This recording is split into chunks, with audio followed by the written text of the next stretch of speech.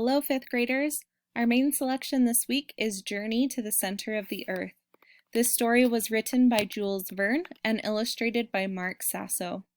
Our question of the week is, how do we explore places underground? As we dive into this story, I want you to take note of how these explorers are exploring places underground. You'll have a chance to respond to that question later in the week. Our genre this week is a novel. A novel is an extended work of fiction that contains story elements such as plot and setting. As you read this excerpt, note how the author creates the setting using sensory language. Let's get started. In 1864, when this story was written, people did not know what the center of the earth was made of. One science fiction writer, Jules Verne, imagined what it might be like. In Verne's story, Professor von Hardwigg discovers a crater in Finland that leads to the very center of the earth and sets out with his nephew Harry and a guide Hans to explore it. They descend many miles downward. Finally, they reach a deep ocean and decide to explore it on a raft. Young Harry keeps a diary of their adventures. Tuesday, August 20th. At last it is evening, the time of day when we feel a great need to sleep. Of course, in this continuing light, there is no night. We are very tired. Hans remains at the rudder, his eyes never closed. I don't know when he sleeps, but I find I am dozing myself. And then, an awful shock. The raft seems to have struck some hidden rock. It is lifted right out of the water and even seems to be thrown some distance. Ah! Cries my uncle. What's happening? And Hans raises his hand and points to where, about 200 yards away, a great black mass is heaving. Then I know my worst fears have been realized. It's some monster, I cry. Yes, cries the professor, and over there is a huge sea lizard. And beyond it, a crocodile. But whoever saw such a crocodile? Such hideous jaws, such terrible teeth. And a whale, the professor shouts. See those enormous fins, and see how it blows air and water.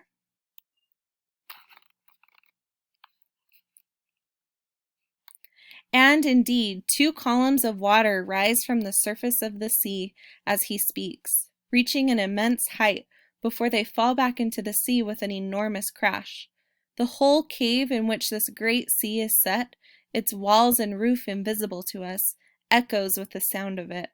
We are at the center of the most tremendous uproar, and then we see, and how tiny we feel, that we are in the middle of a great circle of these creatures. Here, a turtle, 40 feet wide. Here, a serpent, even longer, its ghastly head peering out of the water. Wherever we look, there are more of them. Great teeth, frightful eyes, great coiling bodies. They are everywhere. I snatch up my rifle and think at once how useless it is. What effect would a bullet have on the armor that encases the bodies of these monsters? There seems no hope for us, though suddenly most of the creatures have plunged under the surface and are no longer to be seen. They leave behind a mighty crocodile and a prodigious sea serpent, and they are making toward us, and the end seems near. I think that, useless though it is, I will fire a shot. But Hans makes a sign for me to wait, for these monsters have come so close to the raft, suddenly turn and make a rush at each other. In their fury, they appear not to have seen us, and at that moment we realize how very small we are. To their great eyes, we must seem nothing bigger than an inch or so of floating scrap. And so, in a thunder of broken water, the battle begins. At first, I think all the other creatures have come to the surface and are taking part. There is a whale, there is a lizard, a turtle, and other monsters for which I can find no name.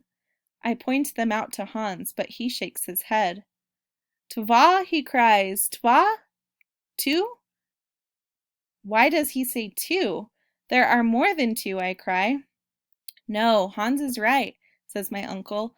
One of those monsters has the snout of a porpoise and the head of a lizard. the teeth of a crocodile. It is the Ichthyosaurus, or great fish lizard. And the other? The other is a serpent, but it has a turtle shell. It is the Plesiosaurus, or sea crocodile. He's right. There seem to be a half a dozen monsters or more, but the truth is, there are only two. And ours are the first human eyes ever to look at these great primitive reptiles. I am amazed by the flaming red eyes of the Ichthyosaurus, each bigger than a man's head.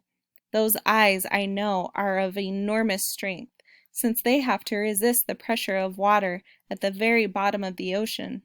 The creature is 100 feet long, at least, and when I see his tail rise out of the water, angrily flicked like the hugest whip you could imagine, I can guess at his width.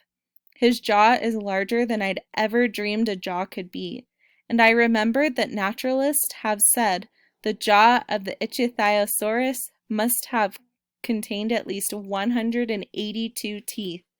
They were making their calculations, of course, from the fossilized bones of creatures they imagined had been extinct for millions of years. Now I and Hans and the professor are gazing from our tiny raft at a living Ichthyosaurus rising from an ocean deep inside the earth. The other creature is the mighty Plesiosaurus, a serpent with a trunk like an immensely long cylinder, and a short, thick tail, and fins like the banks of oars in a Roman galley. Its body is enclosed in a shell, and its neck, flexible as a swan's, rises 30 feet above the surface of the sea. No other human being has ever seen such a combat. They raise mountains of water, and time and again the raft seems about to be upset. Time and again we imagine we are drowned. The creatures hiss at each other, and the hissing is worse than the sound of the wildest winds you can imagine, all blowing together. Then they seize each other in a terrible grip, giant wrestlers, and then break away again. And again comes the great hissing, the furious disturbance of the water. And the middle of it all? How tiny we are. We crouch on the raft expecting that any moment it will be overturned, and we shall drown in that wildly disturbed sea, hundreds of miles below the surface of the earth. Far, far from the sky, trees, the blessed fresh air.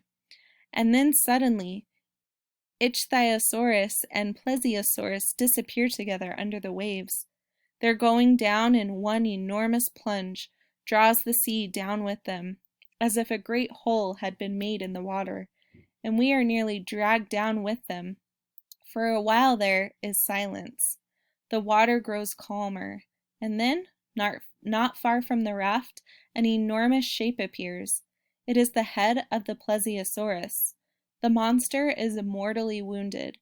All we can make out is its neck, a serpent's. It is twisted and coiled in the agonies of death. With it, the creature strikes the water as if with some great whip.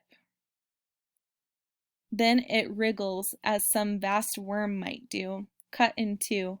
Every dreadful movement stirs the sea violently, and we are nearly blinded as the tormented water sweeps over the raft. But bit by bit the great writhings die down, and at last the Plesiosaurus lies dead on the surface. As for the Ichthyosaurus, he was surely recovering from the struggle in some deep cave. He could not have been unhurt. He must need to lick his wounds. Or was he on his way to the surface again to destroy us?